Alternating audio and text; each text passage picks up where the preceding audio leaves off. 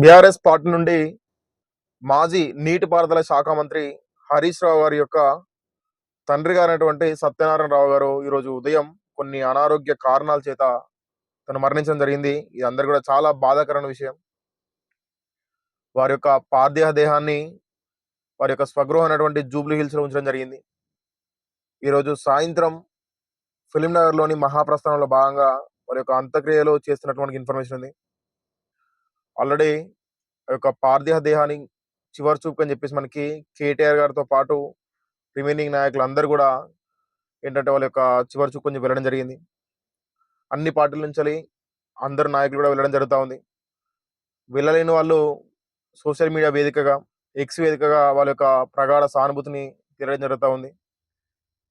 వారి యొక్క ఆత్మకు శాంతి కలిగి హరీష్ రావు గారు కూడా ఈ యొక్క దిగ్భ్రాంతి నుంచి కొంచెం ఫాస్ట్ గా బయటకు వచ్చి తేరుకొని ప్రజలలో మళ్ళీ ప్రజాసేవకు అని చెప్పేసి వాళ్ళు లీనం కావాలని చెప్పేసి మనకి కోరడం జరుగుతూ ఉంది.